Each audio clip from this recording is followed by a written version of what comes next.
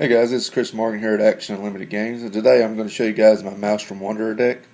Malestrom Wanderer is one of the most powerful generals in EDH, and he allows you to get 3 spells for the cost of 1, so you end up with him, plus the 2 Cascade spells that you get off the top of your deck. There's a lot of people that really abuse this card. I, for one, I won't in this deck. I basically use Malestrom Wanderer later in the game when I need to dig for answers or when I'm decided I'm going to try to win the game. I use them a lot more for that. A lot of the more abusive decks just keep bouncing back to their hand so they can recast them and cast free spells over and over again. And I don't really like that in EDH because EDH is supposed to be fun, and if only one person's having fun, it's not really working. So people are different opinions about that, but that's just how I feel. So with that said, I'll go ahead and show you guys the deck. First up, we got our general, Malestrom Wanderer. I got a foil version from the Commander's Arsenal, so pretty happy about that. Next, we got 1, 2, 3, 4, 5, 6, 7 Forest. And the reason that I run a lot of Forest is because I play a lot of multiplayer, and I have Silver and Primordial in here, and I want to make sure that when I cast it, that I can get some card advantage off of him. Even if you can't get the lands, his ability is still really good, but definitely wanted to have that in there. Next, we've got 1, 2, 3, 4, 5 islands. And then 1, 2, 3 mountains. A couple of fetch lands in Terramorphic Expanse, Evolving Wilds, and then I also have Mountain Valley in here. Didn't really want to put any of the fetch lands in here. I've got several expensive cards in here, but I didn't really want to invest all the money in lands, even though there's 4 ones in here. But this one, he'll go grab anything with mountain or forest on, which is basically every dual land in the deck, or shock land. Next, we got Command Tower, EDH staple, Transguild, Promenade. I just wanted to make sure that I could hit all my colors, and usually, tap an extra land to get this into play. Not really a big deal. So I've got Steam Vents, Sulphurous Falls, Cascade Bluffs, and the Is It Guild Gate. Make sure I can hit all my red mana and my blue mana. Then I've got a Breeding Pool, a Hinterland Harbor, a Flooded Grove, a Yavimaya Coast,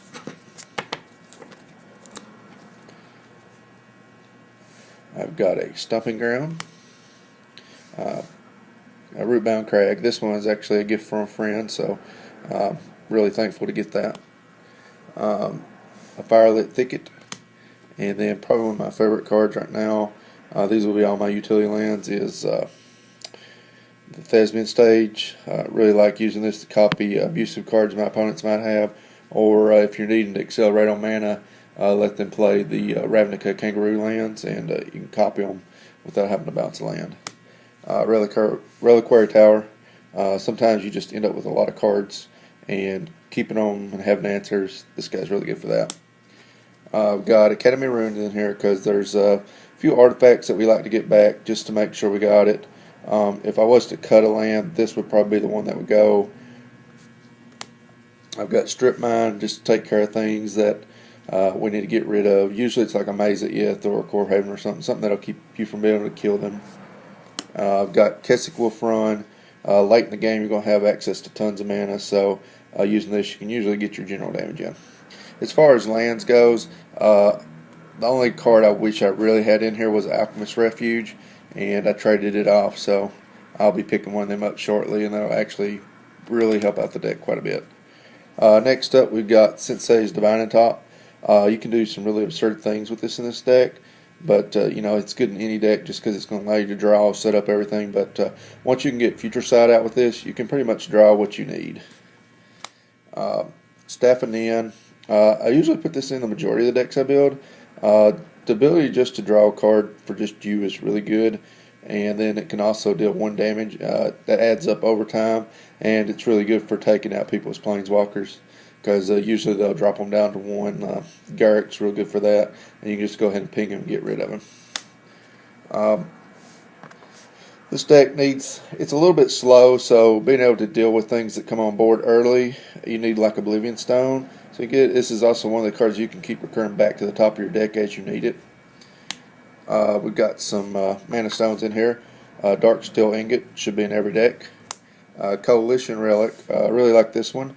It allows you to speed up the game. You can drop it turn 3 on your opponent's turn, tap it to add a counter. Next turn, you've got access to 5 mana, plus if you play a land, you've got 6, which allows you to play pretty much most everything in this deck. Gilded Lotus, it's really good. Like I said, you have access to a lot of mana in here, so getting to the 5 is not a problem. Malestrom Wanderer, when he dies a couple of times, he gets really expensive, so cards like this really help get him back out. Soul Ring, it's an EDH staple, no explanation needed. We've got Mana Vault. Like I said, Malestrom Wanderer costs a lot, so this helps bring them out quicker. Another reason for so many of the basic lands is because we got both Cultivate and Kodama's Reach, which allow you to get lands out quicker, and it'll thin your deck out so that when you're playing Malestrom Wanderer, you won't hit these land draw cards as much, because he'll just breeze by the lands. But something like Farseek he'll cast, but Farseek's really good because it allows you to make sure and smooth out your mana early in the game. There's quite a few green creatures in here, and that's the reason we use Green Sun Zenith, but a lot of times Green Sun Zenith will get your general back when he's been tucked. You won't get to Cascade when you bring him out like this, but he'll be there ready to come back as soon as he dies. Plus it gives your creatures haste, so this is really good. But it also allows you to go get a whole bunch of your utility creatures. For everything else in the deck, we have Quarter Column. Really like this. You have access to so much mana late in the game that this right here can help you just go ahead and steal the game. Tooth and Nail. There's several things in here that you can do with Tooth and Nail to get some combos out. I try not to put anything infinite in here because I don't like those, but this will help you get some stuff that will get you going. Mystical Tutor. This is a really great card to cast right before you cast Malestrom Wanderer, so you can set up things that you might want. It's just, in general, it'll help you fix out what you're looking for. A little bit of spot removal with Beast from Within. I like the ability to take out anything. And Beast from Within is really good, and a 3/3 creature isn't nothing in EDH. Turn and Burn. It's a really good way of dealing with other people's generals, just going ahead and shrinking them down and killing them. It can deal with a lot of other creatures, and I've actually killed people with Burn before, so that's always fun. Chain Reaction, just another way to sweep the board. Usually we play in groups of like 5 and 6, so this will hit for a lot. Usually take out everything that isn't indestructible or have protection from red. Blasphemous Act does about the same thing. Usually you can cast this for 1 mana, so it's really good value in this deck. All Is Dust pretty much takes care of everything else that the deck can't handle. Really good for getting rid of indestructible creatures because of the word sacrifice on it. Something that's really important in EDH. A lot of just the straight up destroy effects don't do a lot, and removal and sacrifice are really powerful in this format. All Sun's Dawn allow you to get back 3 really great cards from your graveyard. You can do it to do a whole bunch of busted things. Usually if you can cast this, you're going to get yourself back in the game or just end up winning it. Just recently added Treachery to the deck. This just allows you to go ahead and take the best creature on the field, untap your lands, and go. And then I've also added Bribery to the deck. And the reason that I added Bribery to the deck is there's a lot of degenerate creatures in people's deck, and I like to use it against them. I got Frantic Search for some card drawing, and Untap just to make sure that if we're looking for a counterspell or something that we got it, we can cast it. Definitely one of my favorite cards in the deck, Future Sight. I like being able to play my lands off the top of my deck. I like being able to cast my spells off the top of my deck. Just a really solid card in general, and people usually try to take this one out pretty quick. Factor Fiction. I like casting this spell. I like giving people the option of trying to figure out what I want. Every once in a while you'll catch it on somebody that's kind of pissed at somebody, and they'll give you all 5 of the cards. But usually the guys in the group they'll all huddle together and try to figure out what's the best thing for the group. So just depends on who you cast this on. Time Stop. This is a new addition as well. We got one player who keeps playing Obliterate, a very annoying card to come out late in the game when everybody's got all their mana out and stuff, and it just kind of really halts the game and makes it not fun anymore. So I went ahead and put Time Stop in here. This is for everybody in the group's benefit. Usually, if he's in the group, I will save this unless I'm about to die. I will save this for Obliterate. Cyclonic Rift. This card I really like, but I'm going to say it's way overpowered. When you cast this, you pretty much win the game, unless your opponent has some way to stop the onslaught that's about to come. But usually you can cast this at the end of the turn. Malestrom Wonder into a couple ways to kill somebody. At least you can take one person out for sure. Another thing you can do with Malestrom Wonder is if you can set this up off Malestrom Wonder, you get your creatures, you get some damage in, and you're untapping and doing it again. This card's in there pretty much because people like to play Rise of the Dark Realms, and if they don't have a way to give all those creatures haste, it'll come back around to my turn, and I will definitely take it and kill that player with it. Rude Awakening. This is another one of the deck's win cons, and I've used it before just to untap and make a bunch of mana, but a lot of times you can just win out of nowhere with this card. It's also one that you can get back with All Sun's Dawn. That's really good. I've got Hinder and Spell Crumple in here. Basically, I will hold on to these usually to tuck somebody's general, or use them if I think that I'm going to die that turn or something that really affects me. This one I really like because this allows you to play Malestrom Wonder a lot earlier, and he's just a solid card. I can't afford a mana drain, so this is the next best thing, and I like it because it adds colored mana in any combination that you want. One of the funnest cards in this deck is Mystic Snake. He just comes out, counters a spell, and blocks a dude. There's a couple of ways to kind of use him. This guy was really excited when he first came out. It's so fun. You can copy stuff, copy your own stuff if you want to. I use him every once in a while if I'm just stuck and I have no cards in hand, but I have Malestrom Wonder on board. You can clone him and let this guy die when he comes into play and go ahead and get your cascade effects. So that works out really well as well. Phyrexian Metamorph. Clone effects are just really good in EDH in general because everybody's playing such good creatures.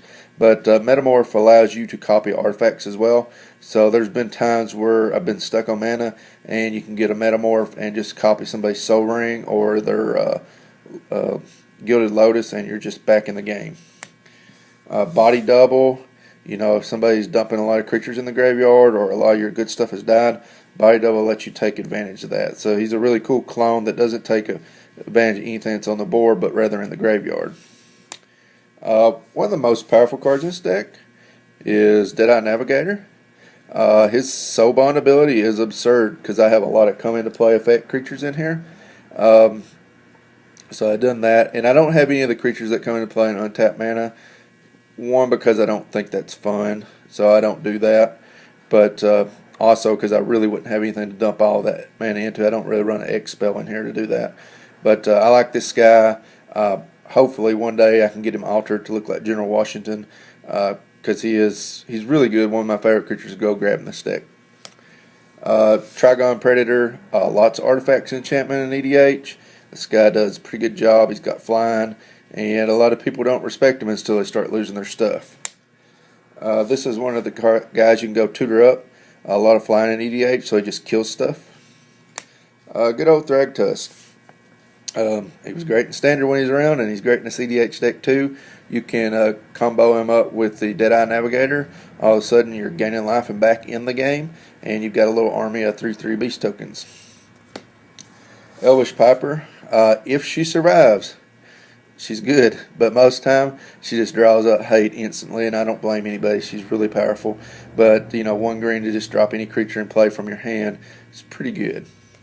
Arcanus the Omnipotent. Really like this guy. I like drawing cards, and an Ancestral Recall every turn is pretty good. Snapcaster Mage. There's a lot of good spells in this deck, so being able to cast them again, awesome.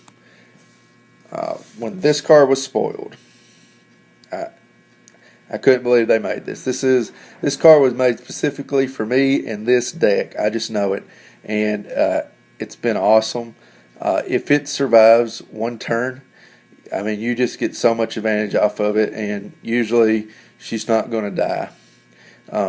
I have copied this card before on other people's side of the board just for this ability, because as soon as you can start, playing multiple creatures on the end of your opponent's turn, it just gets ridiculous, and you should win pretty quick from that point.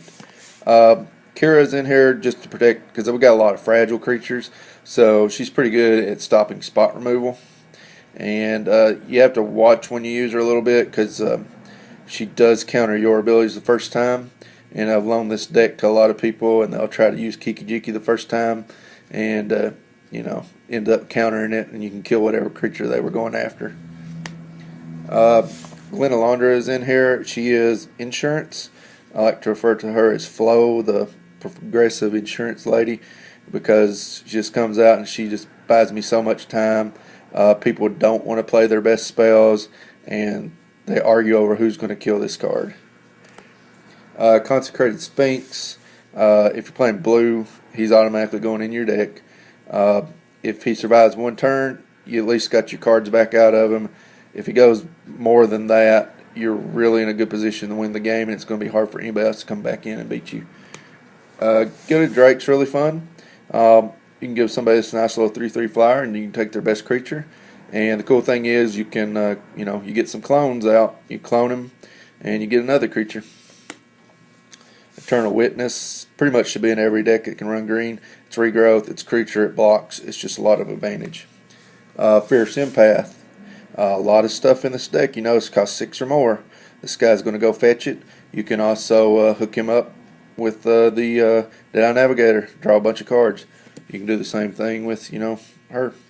Get a bunch of stuff back out. So Deadeye, like I said, he's definitely the second in command in this deck. If he was a legend, I'd probably make an all-blue deck with him. This is another win condition that you can do with the Deadeye Navigator. You can just keep blinking this guy in and out to knock stuff off. He's really good to come in and kill off a bunch of stuff plus block. Artisan of Kozilek. I like this guy because he'll get back something out of the graveyard. You have to cast him to get that effect. So you can't blink him in and out. I've seen people try to do that before, and you just have to let them know that doesn't work. Annihilator 2 is really good, and then the 10 power. Kiki-Jiki, I've got him in here. I did not run any of the Broken Pestermite stuff with him. I done it one time, and people just really didn't like it, and I don't blame them. So we don't run that in there. We just play this guy out. He does what he does, and he's really good.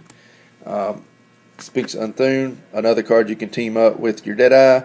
He's a Factor Fiction that flies, hits, and does all the stuff you want to do. Diluvian Primordial, he's in here. Take advantage late in the game. I've won several games where I've hooked him up with the Deadeye Navigator and basically used counter spells out of my opponent's graveyards to win the game. This guy's probably really broken in multiplayer. The ability to just knock out stuff will be fine, but the fact that he goes and gets you a forest card, which can be your dual lands, is pretty broken. So I do like this guy, but if he ever got the axe, I would understand why. We got Scavenging Ooze, just a good way to take care of stuff like Wonder, things like that that's in the graveyard. Really shuts down people who's wanting to use Rise of the Dark Realm or Mimeoplasm. Acidic Slime pretty much just takes care of problems that we're having. He trades really well with creatures with his Death Touch. Venger's Zendikar. He comes in late in the game. If you've got out the Malestrom Wanderer, he can come out. You can actually flip him off Malestrom Wanderer. Him and all the tokens will have haste. Play a land, and all of a sudden you're attacking for a lot of damage. This guy, he's in here to tuck people's generals. He's really good at that, or save me from dying. And the same thing with Chaos Warp. Definitely one of the best cards out there for red. It's really the only way red can tuck generals, but it's pretty good. There's only been maybe one or two times that something really bad's come up the top of my opponent's library. So really good. Overall, I really like this deck. If you guys want to try it out, definitely give it a try. I think you'll like it.